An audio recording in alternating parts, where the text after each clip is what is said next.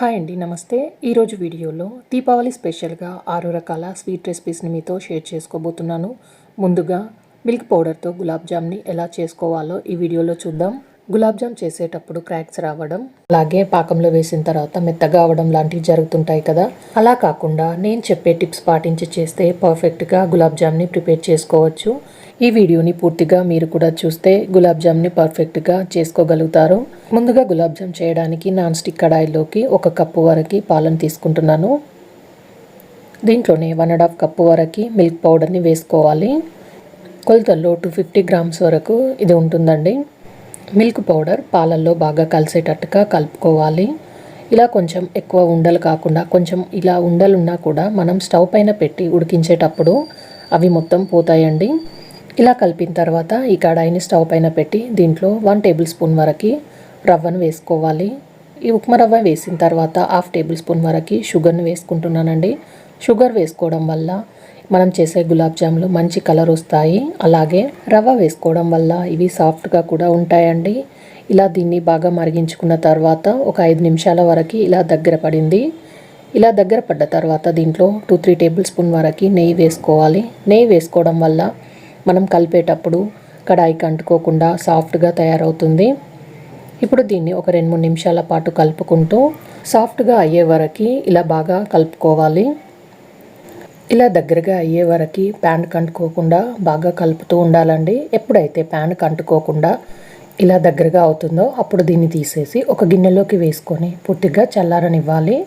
ఇవి చల్లారేలోపు స్టవ్ మీద ప్యాన్ పెట్టుకొని దీంట్లో 1.5 కప్పు వరకు షుగర్ని తీసుకుంటున్నాను. ఎందుకంటే 1.5 కప్పు వరకు మిల్క్ పౌడర్కి 1.5 కప్పు షుగర్ కరెక్ట్గా సరిపోతుందండి. అలాగే 1.5 కప్పు నీళ్ళను కూడా తీసుకోవాలి.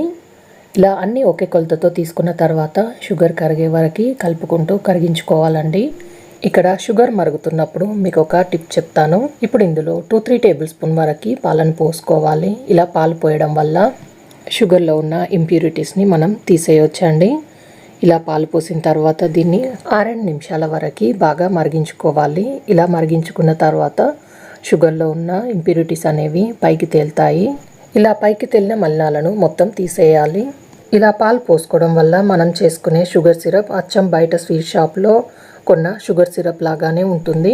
ఇలా 6 నిమిషాల వరకు బాగా మరిగించుకున్న తర్వాత దీంట్లో కొంచెం సాఫ్రాన్ వేసుకోవాలి. అలాగే 1/2 టేబుల్ స్పూన్ వరకు యాలకుల పొడి వేసుకొని ఒకసారి మిక్స్ చేసుకోవాలి. ఇప్పుడు కుంకుమ వేసిన తర్వాత కూడా ఒక 4-5 నిమిషాల పాటు బాగా మరిగించుకోవాలి. గులాబ్ జామ్లకి తీగ పాకం రానవసరం లేదండి. ఇలా లైట్గా వస్తే సరిపోతుంది. చూడండి, ఇక్కడ తీగ పాకం ఇంకా రాలేదు. ఇలా వచ్చినా సరిపోతుందండి. ఇది బాగా మరిగిపోయింది కాబట్టి దీన్ని ఇప్పుడు వేరొక బౌల్లోకి వేసుకొని పక్కన ఉంచుకోవాలి. ఇక్కడ షుగర్ సిరప్ రెడీ అవ్వడానికి నాకు 10-12 నిమిషాల వరకు టైం పట్టింది. ఇక్కడ మిల్క్ పౌడర్ మిక్చర్ మొత్తం పూర్తిగా చల్లారిపోయింది. ఇది ఇలా మొత్తం చల్లారిన తర్వాత మళ్ళీ ఒకసారి దీన్ని బాగా కలుపుకోవాలి. ఇలా 1-2 నిమిషాల పాటు దీన్ని బాగా కలుపుకొని ఇప్పుడు ఇలా మొత్తం ఒకసారి కలుపుకున్న తర్వాత దీంట్లో 2-3 టేబుల్ స్పూన్ వరకు మైదా పిండిని వేసుకొని దీంట్లోనే 1/2 టేబుల్ స్పూన్ వరకు బేకింగ్ పౌడర్ యాక్టివ్ అవ్వడానికి 1 టేబుల్ స్పూన్ వరకు పాలను తీసుకుంటున్నాను. ఇప్పుడు దీన్ని మొత్తం మిల్క్ పౌడర్లో బాగా కలిసేటట్టుగా మిక్స్ చేసుకోవాలండి. ఇందులో ఇలా బేకింగ్ పౌడర్ వేయడం వల్ల మనం చేసే గులాబ్ జాములు బాగా పొంగుతాయండి. ఇలా మొత్తం బాగా కలుపుకున్న తర్వాత దీంట్లో నాకు ఇక్కడ కొంచెం పల్చగా అనిపిస్తుందండి. అందుకే మళ్ళీ 1 టేబుల్ స్పూన్ వరకు మైదా పిండిని వేసుకొని మళ్ళీ బాగా కలుపుకుంటున్నాను.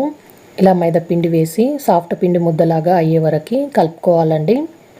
ఇలా కలిపిన తర్వాత ఇప్పుడు దీన్ని చిన్న చిన్న బాల్స్ లాగా చేసుకోవాలి. చేతికి నెయ్యిని కానీ నూనెని కానీ అప్లై చేసుకొని చిన్న చిన్న బాల్స్ లాగా క్రాక్స్ లేకుండా చేసుకోవాలండి. చూడండి, ఇలా సాఫ్ట్ బాల్ లాగా చేసుకొని ఒక ప్లేట్లోకి పెట్టుకొని మిగతా పిండిని కూడా మొత్తం బాల్స్ లాగా చేసుకొని తీసుకున్నానండి. వీటిని ఫ్రై చేసుకొని తీసుకోవాలి. ఇప్పుడు స్టవ్ మీద డీప్ ఫ్రైకి సరిపడా ఆయిల్ తీసుకొని ఆయిల్ వేడైన తర్వాత ఒకసారి ఇలా కలుపుకుంటే మనం వేసే గులాబ్ జాములు అంటుకోకుండా ఉంటాయండి. లైట్గా వేడైన తర్వాత ఒక గులాబ్ జామ్ని వేసి చూస్తున్నానండి. వేసిన గులాబ్ జామ్ క్రాక్స్ లేకుండా పర్ఫెక్ట్గా వస్తే మిగతా వాటిని కూడా వేసుకొని ఫ్రై చేసుకోవాలి. క్రాక్స్ కనుక వస్తే మళ్ళీ పిండిని బాగా కలిపిన తర్వాత గులాబ్ జామ్ లాగా చేసుకొని ఫ్రై చేసుకోవాలండి. ఇలా ఆయిల్లో మొదటిగా వేసిన గులాబ్ జామ్కి క్రాక్స్ రాలేదు కాబట్టి మిగతా వాటిని కూడా వేసుకొని ఫ్రై చేసుకుంటున్నానండి. ఆయిల్లో మరీ ఎక్కువగా కాకుండా కొన్ని వేసుకొని మంటని లో ఫ్లేమ్లో ఉంచి వేసిన తర్వాత వెంటనే కలపకుండా ఒక 2 నిమిషాల పాటు అలాగే ఉంచి తర్వాత ఇలా తిప్పుకుంటూ గులాబ్ జామున్ ఈవెన్గా మంచి కలర్లోకి వచ్చేంత వరకు ఫ్రై చేయాలి. ఇలా లో ఫ్లేమ్లో ఫ్రై చేసుకోవడం వల్ల గులాబ్ జామున్ లోపలి వరకు చక్కగా ఫ్రై అవుతుందండి. ఇలా మంచి కలర్లోకి వచ్చే వరకు వీటిని ఫ్రై చేసుకొని ఆయిల్లో నుండి తీసేయాలి. నాకైతే ఇక్కడ ఒక 10-15 నిమిషాల వరకు టైం పట్టిందండి ఇవి బాగా ఫ్రై అవ్వడానికి. ఇలా మొత్తం అన్నిటినీ తీసేసి మిగతా గులాబ్ జామ్ని కూడా మంటని లో ఫ్లేమ్లోనే ఉంచి ఇలాగే ఫ్రై చేసుకొని తీసుకోవాలి. ముందుగా ఫ్రై చేసుకున్న గులాబ్ జామున్ని గోరువెచ్చని పాకంలోకి వేసుకోవాలండి. ఒకవేళ పాకం చల్లారితే కొంచెం వేడి చేసి ముందుగా ఫ్రై చేసుకున్న గులాబ్ జామున్ని వేడివేడిగా వేసుకొని ఒకసారి ఇలా మొత్తం మిక్స్ చేసుకోవాలి. ఇలా పాకాన్ని పట్టించిన తర్వాత మూత పెట్టేసి ఒక 3-4 గంటలైనా కూడా పక్కనుంచుకొని నాననివ్వాలి. ఇక నేను ఒక 4 గంటల తర్వాత చూపిస్తున్నానండి. చూడండి, పాకాన్ని బాగా పీల్చి గులాబ్ జాములు సాఫ్ట్గా తయారయ్యాయి. అంతే అండి, పర్ఫెక్ట్గా జ్యూసీగా సాఫ్ట్గా ఉండే గులాబ్ జామును ఇంట్లోనే ఈజీగా తయారు చేసుకోవచ్చు. ఈ దివాళీకి మీరు కూడా తప్పకుండా ఈ గులాబ్ జామ్ని ట్రై చేయండి. ఇప్పుడు ఈ వీడియోలో సెకండ్ రెసిపీ కలాకండ్ అండి. ఈ కలాకండ్ని అచ్చం స్వీట్ షాప్ స్టైల్లో లాగా ఇంట్లోనే ప్రిపేర్ చేసుకోవచ్చు. స్టవ్ మీద ఒక కడాయి పెట్టుకొని దాంట్లో ఒక చిన్న కప్పు వరకు వాటర్ పోసుకుంటున్నాను. వాటర్ పోసుకోవడం వల్ల మనం తీసుకున్న పాలు అడుగంటుకోకుండా ఉంటాయండి. ఇక నేను 1.5 లీటర్ పాలని తీసుకున్నానండి. కొలతలో 1500 ml వరకు ఉంటాయి. మంటని హై ఫ్లేమ్లో పెట్టి పాలని కంటిన్యూస్గా కలుపుతూ ఉండాలండి. ఇక నేను నాన్ స్టిక్ కడాయి వాడుతున్నానండి. నాన్ స్టిక్ కడాయి అయితే అంటుకోకుండా మనం కలాకండ్ చేయడానికి ఈజీగా ఉంటుందండి. పాలు మరుగుతుండగానే ఇలాంటి ఒక స్టీల్ డబ్బా తీసుకొని దీనికి లోపల భాగంలో మొత్తం నెయ్యిని అప్లై చేసుకొని రెడీగా పక్కన ఉంచుకోవాలండి. ఇలా చేయడం వల్ల మనం వేసే కలాకండ్ బాక్స్కి అంటుకోకుండా ఈజీగా వచ్చేస్తుంది. ఇప్పుడు పాలు ఇక నాకు ఒక 40 నిమిషాల వరకు బాగా మరిగిపోయి నీళ్ళన్నీ ఎగిరిపోయి ఒక పావు వంతు వరకు వచ్చాయండి. ఇలా పావు వంతు వచ్చిన తర్వాత అరచెక్క వరకు నిమ్మరసాన్ని కొద్దిగా పిండుకోవాలి.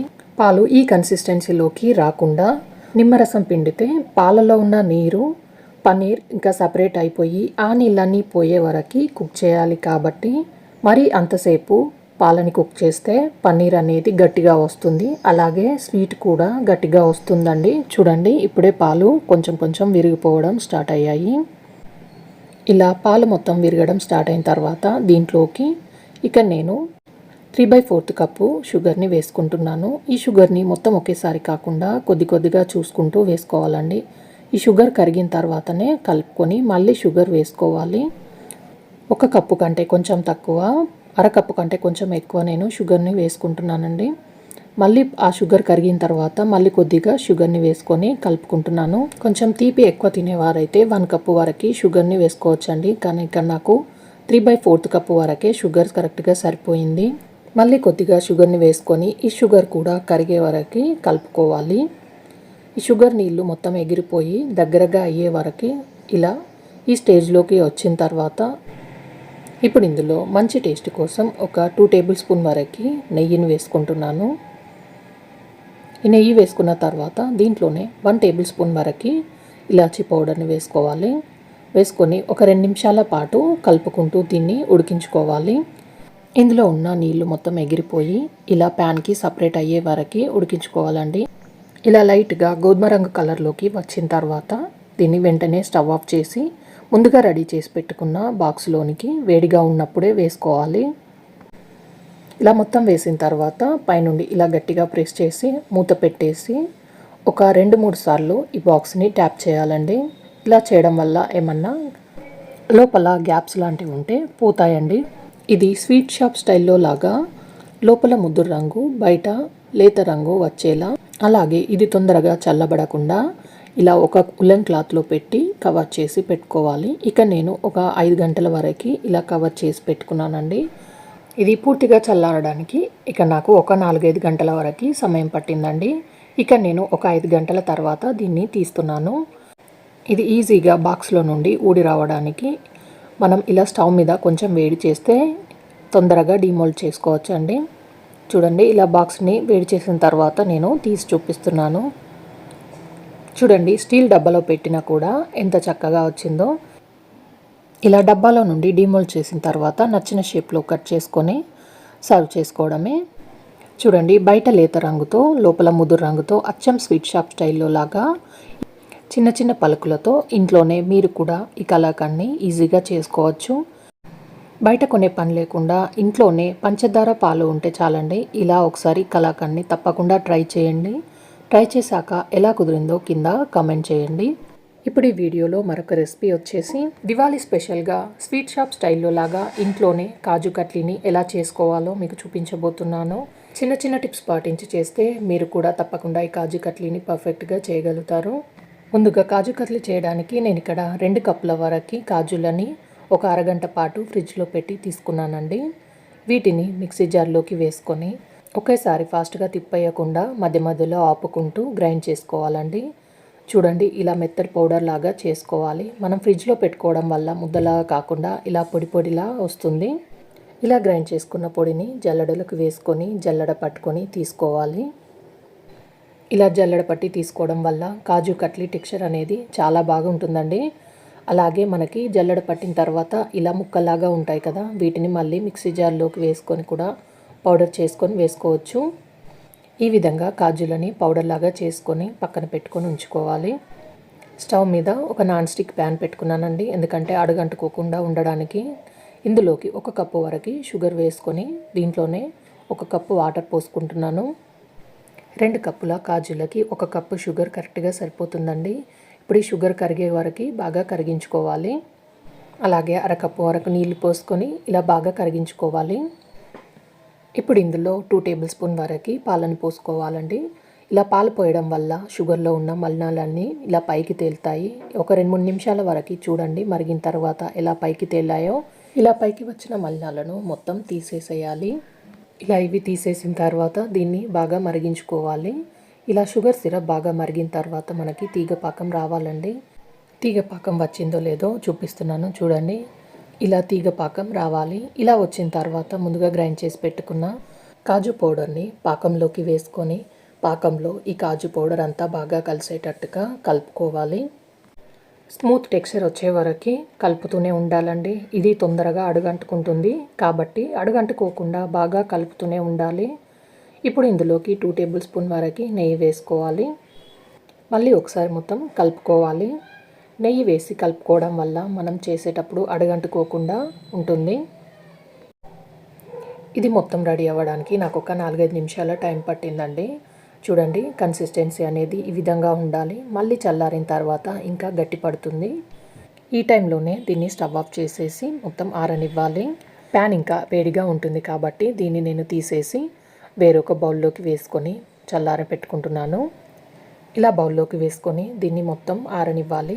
ఇది ఆరడానికి మరి ఎక్కువ టైం ఏం పట్టదండి. ఒక 4-5 నిమిషాల వరకు ఇది ఆరిపోయింది. నేను ఒక కవర్ తీసుకున్నానండి. దీనికి నెయ్యిని అప్లై చేసుకుంటున్నాను. మీరు కవర్కు బదులుగా బటర్ పేపర్ అయినా కూడా తీసుకోవచ్చు.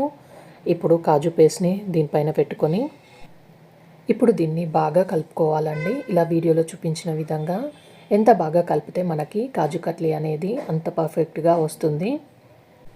ఇలా స్మూత్గా తయారై ఒక ముద్దలాగా రావాలండి మనకి. చూడండి, ఇలా ముద్దలాగా వచ్చిన తర్వాత ఇప్పుడు దీన్ని చపాతీ కర్రతో మరీ పల్చగా కాకుండా మరీ లావుగా కాకుండా మీడియంగా ఇలా రోల్ చేసుకొని తీసుకోవాలి. మీరు స్క్వేర్ షేప్లో అయినా ఇలా రోల్ చేసుకోవచ్చు, లేదా రౌండ్గా అయినా కూడా రోల్ చేసుకోవచ్చు అండి. ఇలా నేను రౌండ్గా రోల్ చేసి తీసుకున్నాను. ఇప్పుడు దీనిపై నుండి సిల్వర్ లీఫ్ని పెట్టుకుంటున్నాను. నేను ఇక్కడ వీడియో కోసమే పెట్టానండి. మీరు కావాలంటే పెట్టుకోవచ్చు లేదా స్కిప్ చేయొచ్చు. ఇప్పుడు దీన్ని మీరు నచ్చిన షేప్లో కట్ చేసుకొని తీసుకోవచ్చు. ఇలా స్కేల్తో కట్ చేయడం వల్ల అన్ని పీసెస్ అనేవి సమానంగా వస్తాయి. ముందు స్ట్రైట్గా కట్ చేసుకున్న తర్వాత ఇలా సైడ్కి కట్ చేసుకుంటే డైమండ్ షేప్లో మనకి వస్తుందండి. ఇలా నేను కట్ చేసేటప్పుడు సిల్వర్ పేపర్ పోయిందని మళ్ళీ కొంచెం వీడియో కోసమే అంటిస్తున్నాను. అంతే అండి, కాజు కట్లీ రెడీ అయిపోయింది. మీరు కూడా తప్పకుండా ఈ వీడియో చూసి ట్రై చేయండి. ట్రై చేశాక మీకు ఎలా కుదిరిందో కింద కామెంట్ చేయండి. చూడండి, కాజు కట్లీ ఎంత పర్ఫెక్ట్గా వచ్చిందో, అచ్చం స్వీట్ షాప్ స్టైల్లో లాగా. టేస్ట్ కూడా చాలా బాగుంది. మరొక స్వీట్ రెసిపీ వచ్చేసి బెంగాలీ స్టైల్లో రసగుల్లాలని ఇంట్లోనే చాలా జ్యూసీగా చాలా సాఫ్ట్గా ఎలా ప్రిపేర్ చేసుకోవాలో మీకు ఈ వీడియోలో చూపిస్తా అండి. ఇప్పుడు వీటిని ఎలా చేసుకోవాలో చూద్దాం. ముందుగా స్టవ్ మీద ఒక గిన్నె పెట్టుకొని దాంట్లో 1 లీటర్ వరకు ఫుల్ క్రీమ్ మిల్క్ని తీసుకుంటున్నానండి. మీరు రసగుల్లా చేయడానికి నార్మల్ పాలైనా కూడా తీసుకోవచ్చండి. పాలు అడుగంటుకోకుండా ఇలా కలుపుకొని పాలని బాగా మరిగించుకోవాలి. పాలు మరిగేలోపు పాలు విరగడానికి నేను ఇక్కడ 2 టేబుల్ స్పూన్ వరకు నిమ్మరసాన్ని గింజలు లేకుండా తీసుకున్నానండి. ఇలా తీసుకున్న దాంట్లో ఒక 3 టేబుల్ స్పూన్ వరకు వాటర్ని పోసుకోవాలి. నీళ్ళు పోసిన తర్వాత ఒకసారి మిక్స్ చేసుకోవాలి. మీరు నిమ్మరసానికి బదులుగా వైట్ వెనిగర్ అయినా కూడా యూజ్ చేయొచ్చండి. కానీ నేను ఇక్కడ అందరికీ అందుబాటులో ఉండే నిమ్మరసాన్ని తీసుకున్నానండి. పాలు మరగడం స్టార్ట్ అయిన తర్వాత ఒక 2-3 నిమిషాల వరకు పాలను మరిగించుకొని దీంట్లో నిమ్మరసాన్ని పోసుకోవాలి. నిమ్మరసం పోసిన తర్వాత మొత్తం ఒకసారి మిక్స్ చేసుకుంటే చూడండి పాలు విరగడం స్టార్ట్ అయ్యాయి. ఇలా పాలు విరగడం స్టార్ట్ అయిన తర్వాత ఇలా వాటర్ కూడా సపరేట్ అయిపోతున్నాయి. పాలు మొత్తం విరగడం అయిపోయిన తర్వాత ఒక 2-3 నిమిషాల వరకు స్టవ్ ఆఫ్ చేసి ఇప్పుడు దీన్ని కొంచెం సేపు చల్లారనివ్వాలి.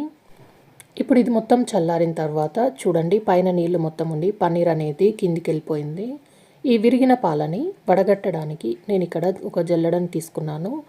దీనిపైన ఒక కాటన్ క్లాత్ వేసుకొని పన్నీర్ని వడగట్టుకొని తీసుకోవాలి. ఇలా క్లాత్లోకి మొత్తం వేసిన తర్వాత ఇప్పుడు ఈ పన్నీర్ని ఒక కప్పు వరకు నీళ్లు పోసేసి ఒక 2 సార్లు మెల్లగా శుభ్రంగా కడుక్కోవాలండి. పన్నీర్ని మరీ ఎక్కువగా కడగనవసరం లేదండి. ఒకసారి నీళ్లు పోసి ఇలా శుభ్రంగా కడుక్కుంటే సరిపోతుంది.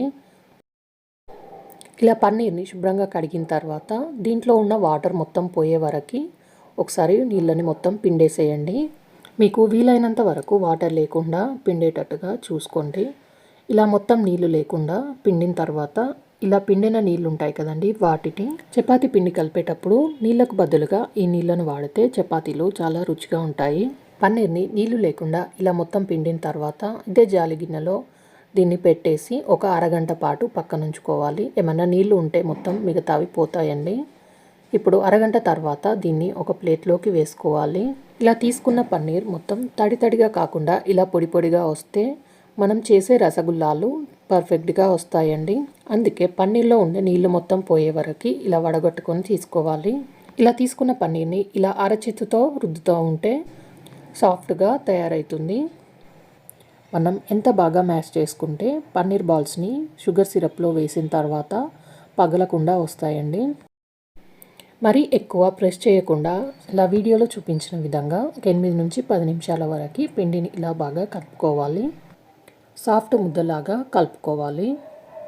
మనం తీసుకున్న పన్నీర్ ఇలా ప్లేట్కి అంటుకోకుండా సాఫ్ట్ ముద్దలాగా ఎప్పుడు తయారవుతుందో అప్పుడు మనకి పర్ఫెక్ట్ టెక్స్చర్ అనేది వచ్చినట్టండి. ఇప్పుడు వీటిని చిన్న చిన్న బాల్స్ లాగా చేసుకోవాలి. ఒక పిండి ముద్దను తీసుకొని ఎక్కడ క్రాక్స్ లేకుండా ఇలా బాల్స్ లాగా చేసుకోవాలి. చూడండి క్రాక్స్ ఎక్కడ లేకుండా కూడా ఎంత పర్ఫెక్ట్గా వచ్చాయో. ఇప్పుడు షుగర్ సిరప్ని రెడీ చేసి పెట్టుకుందామండి. ఇప్పుడు దీనికోసం గిన్నెలో 1.5 కప్పు వరకు షుగర్ని తీసుకుంటున్నాను. 1 లీటర్ పాలకి 1.5 కప్పు షుగర్ కరెక్ట్గా సరిపోతుంది. దీంట్లోనే 4 కప్స్ వరకు వాటర్ని పోసుకోవాలి. దీంట్లో 4 కప్స్ వరకు కూడా వాటర్ కరెక్ట్గా సరిపోతాయండి. ఒక 4 యాలకులను ఇలా కొంచెం దంచి వేసుకొని ఒకసారి మిక్స్ చేసుకొని షుగర్ సిరప్ రెడీ అయ్యేలోపు మిగతా పన్నీర్ బాల్స్ని కూడా చేసుకొని పెట్టుకోవాలి. ఇలా పన్నీర్ బాల్స్ని మొత్తం చేసుకొని నేను ఇక్కడ తీసుకున్నాను. పన్నీర్ బాల్స్ చేసేలోపు షుగర్ సిరప్ బాగా మరిగిందండి. ఇప్పుడు బాగా మరుగుతుండగానే మనం చేసుకున్న పన్నీర్ బాల్స్ని ఇలా ఒక్కొక్కటిగా వేసుకోవాలి. ఇలా అన్నీ ఒక్కొక్కటిగా వేసిన తర్వాత దీనిపైన మూత పెట్టేసి ఒక 10 నిమిషాల వరకు వీటిని మరిగించుకోవాలి. చూడండి ఒక 10 నిమిషాల వరకే ఇవి డబుల్ సైజులోకి వచ్చాయి. ఒక 10 నిమిషాల తర్వాత అన్నిటినీ ఇలా టర్న్ చేసుకోవాలి. ఇలా అన్నిటినీ టర్న్ చేసుకున్న తర్వాత మళ్ళీ దీనిపైన మూత పెట్టేసి ఒక 5 నిమిషాల వరకు మీడియం ఫ్లేమ్లోనే ఉడికించుకోవాలండి. చూడండి ఒక 15 నిమిషాల వరకు నాకు ఇక్కడ రసగుల్లాలు డబుల్ సైజులోకి వచ్చి చాలా సాఫ్ట్గా స్పాంజీగా తయారయ్యాయి. అంతే అండి, మీరు కూడా తప్పకుండా ఈ రసగుల్లాలని ఒకసారి ఇంట్లో నేను చూపించినట్టుగా ట్రై చేయండి. ఇప్పుడు మరొక స్వీట్ రెసిపీ వచ్చేసి మిల్క్ కేక్ అండి. ఏదైనా స్వీట్ తినాలనుకున్నప్పుడు ఇలా చాలా జ్యూసీగా ఉండే ఈ స్వీట్ని ఒకసారి తప్పకుండా ఇలా ట్రై చేయండి. ఇప్పుడు ఈ మిల్క్ కేక్ని ఎలా చేయాలో చూద్దాం. ముందుగా ఒక బౌల్లోకి 1 కప్పు వరకు మిల్క్ పౌడర్ని తీసుకోవాలి. ఇందులోకి 1 కప్పు వరకు మైదా పిండిని తీసుకోండి. ఇక్కడ నేను మైదా పిండి వేసాను కదా, మీరు గోధుమ పిండితో కూడా చేసుకోవచ్చండి. 1/2 టేబుల్ స్పూన్ వరకు యాలకుల పొడి వేసుకొని దీంట్లోనే 1/2 టేబుల్ స్పూన్ వరకు బేకింగ్ పౌడర్ని వేసుకోవాలి. ఇందులో కొంచెం ఉప్పు వేసుకొని అలాగే ఇప్పుడు ఇందులోకి 2 టేబుల్ స్పూన్ వరకు నెయ్యిని వేసుకొని ఇప్పుడు ఇందులో 1/2 కప్పు వరకు పాలని కొద్ది కొద్దిగా పోసుకుంటూ పిండిని చపాతీ పిండిలాగా కలుపుకోవాలండి. ఇక్కడ నేను తీసుకున్న పిండి క్వాంటిటీకి 1/2 కప్పు వరకు పాలు కరెక్ట్గా సరిపోతాయి.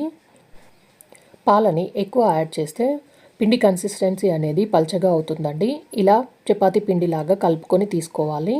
ఇప్పుడు పిండిని చపాతీ రోలర్తో పల్చగా కాకుండా కొంచెం మందంగానే రోల్ చేసుకొని తీసుకోవాలి. ఇలా మందంగా చేసుకున్న తర్వాత నేను ఇక్కడ చాకుతోనే డైరెక్ట్గా ఇలా లైన్స్ పెట్టి కట్ చేస్తున్నానండి. మీరు స్కేల్ పెట్టి కూడా అన్నీ ఒకే సైజులో రావాలంటే కట్ చేసుకోవచ్చు. ఇలా మీకు ఏ సైజులో కావాలంటే ఆ సైజులో కట్ చేసుకొని తీసుకోవాలి. మరీ సన్నగా కాకుండా ఇలా కొంచెం మందంగా ఉండేటట్టు చూసుకోండి. ఇప్పుడు వీటిని డీప్ ఫ్రైకి సరిపడా ఆయిల్ తీసుకొని ఆయిల్ వేడైన తర్వాత మంటను లో ఫ్లేమ్లో పెట్టి ఒక్కొక్కటిగా వేసుకొని ఆయిల్లో ఎన్ని పడితే అన్ని వేసుకొని వేయించుకోవాలి. ఈ ప్రాసెస్ అంతా కూడా మంటను లో ఫ్లేమ్లోనే పెట్టి చేసుకోవాలండి. ఇవి ఒకవైపు వేగిన తర్వాత మరొక వైపుకు టర్న్ చేసుకుంటూ రెండో వైపు కూడా వేయించుకోవాలి. ఇవన్నీ గోల్డెన్ బ్రౌన్ కలర్ వచ్చే వరకు వేయించుకోవాలండి. ఈ మిల్క్ కేక్స్ అన్నీ మంచి గోల్డెన్ బ్రౌన్ కలర్లోకి రావాలి. ఇలా వచ్చిన తర్వాత వీటిని తీసేసి ప్లేట్లోకి పెట్టుకొని పక్కన ఉంచుకోవాలి. ఈ విధంగా మిగతా వాటిని కూడా చేసుకొని ఫ్రై చేసుకోవాలండి. ఇప్పుడు స్టవ్ మీద ఒక గిన్నె పెట్టుకొని దీంట్లో 1 కప్పు వరకు వాటర్ని తీసుకోవాలి. దీంట్లోనే 1.5 కప్పు వరకు షుగర్ వేసుకుంటున్నాను. ఇప్పుడు ఇందులోకి 2 యాలకులను వేసుకొని ఒకసారి మొత్తం బాగా మిక్స్ చేసుకొని షుగర్ కరిగే వరకు కరగనివ్వాలి. ఇలా కలుపుతున్న కొద్దీ షుగర్ మొత్తం కరిగిన తర్వాత షుగర్ సిరప్ మనకి కొంచెం తీగపాకం వస్తే సరిపోతుంది. ఈ షుగర్ సిరప్ని మనం వేడిగా ఉన్నప్పుడే మిల్క్ కేక్ల పైన పోసుకోవాలి. ఇప్పుడు వీటిని ఒక 5-6 గంటల వరకు అలాగే నాననివ్వాలి. ఒక 5-6 గంటల వరకు షుగర్ సిరప్లో ఈ మిల్క్ కేకులు బాగా నానిపోయాయండి. ఇవి జ్యూసీగా చాలా టేస్ట్గా ఉంటాయండి. ఇలా ఒకసారి తప్పకుండా వీటిని ట్రై చేయండి. ట్రై చేశాక మీకు ఎలా కుదిరిందో కింద కామెంట్ చేయండి. ఇప్పుడు ఈ వీడియోలో మరొక స్వీట్ రెసిపీ. షుగర్ ఫ్రీగా ఏదైనా హెల్తీగా స్వీట్ చేసుకోవాలనుకుంటే ఈ డ్రై ఫ్రూట్ లడ్డూని అప్పటికప్పుడు చేసుకొని తినేయచ్చు.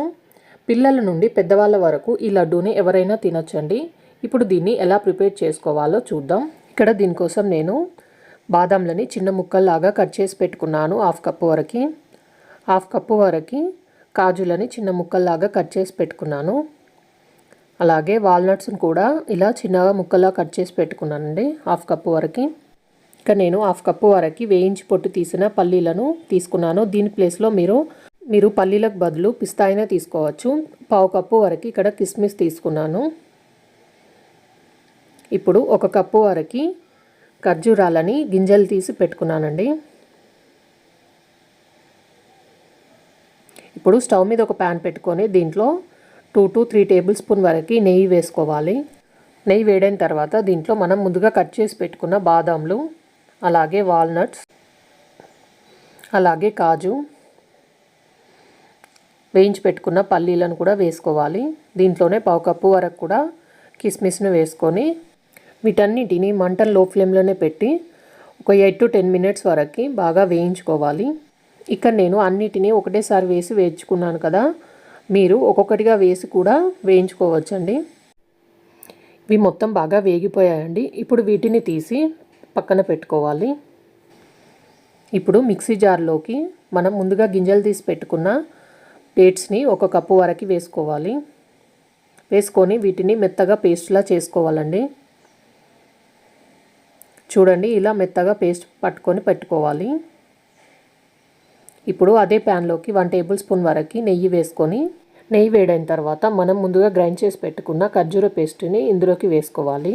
మనం దీన్ని కలుపుతున్న కొద్దీ కొంచెం మెత్తగా తయారవుతుందండి. ఇలా మెత్తటి పేస్ట్ లాగా తయారయ్యే వరకు మనం దీన్ని కలుపుతూనే ఉండాలి. ఇలా మెత్తగా అయిన తర్వాత దీంట్లో మనం ముందుగా వేయించి పెట్టుకున్న డ్రై ఫ్రూట్స్ని వేసుకోవాలి. ఇప్పుడు దీంట్లో 2 to 3 టేబుల్ స్పూన్ వరకు తేనెను వేసుకోవాలి. నేను ఇక్కడ స్వీట్నెస్ కోసం తేనెను వేస్తున్నానండి. ఈ కాజు పేస్ట్లో మొత్తం మనం వేసుకున్న డ్రై ఫ్రూట్స్ అన్నీ బాగా కలిసేట్టుగా మొత్తం బాగా మిక్స్ చేసుకోవాలి. ఇవి మొత్తం బాగా కలిసేట్టుగా కలుపుకున్న తర్వాత స్టవ్ ఆఫ్ చేసి దీన్ని మొత్తం చల్లారనివ్వాలి. ఇవి మొత్తం చల్లారిపోయాయి. ఇప్పుడు చేతికి కొంచెం నెయ్యి అప్లై చేసుకొని వీటిని లడ్డూల్లాగా చుట్టుకోవాలి. ఇలా అన్నిటినీ లడ్డూల్లాగా మొత్తం చేసి పక్కన పెట్టుకోవాలి. ఇప్పుడు ఒక బాక్స్లోకి 2-3 టేబుల్ స్పూన్ వరకు వేయించిన నువ్వులను వేసుకోవాలి. మనం ముందుగా చేసి పెట్టుకున్న డ్రై ఫ్రూట్స్ లడ్డూని ఇందులోకి ఒక 4-5 వరకు వేసుకొని ఈ లడ్డూలకు మొత్తం నువ్వులు బాగా పట్టేట్టుగా బాగా కోట్ చేసుకోవాలి. దీంట్లో నువ్వులు వేయలేదని హెల్త్కు చాలా మంచిదని ఇలా కోట్ చేస్తున్నానండి నువ్వులని. చూడండి, ఇలా మొత్తం లడ్డూలని నువ్వులతో కోట్ చేసి పక్కన పెట్టుకోవాలి. అంతే అండి, ఎంతో హెల్తీ అయిన డ్రై ఫ్రూట్ లడ్డు రెడీ అయిపోయింది. దీన్ని తప్పకుండా ట్రై చేయండి. ఈ స్వీట్ రెసిపీస్ కనుక మీకు నచ్చినట్లయితే వీడియోకి లైక్ చేయండి, షేర్ చేయండి, సబ్స్క్రైబ్ చేయండి. Thanks for watching.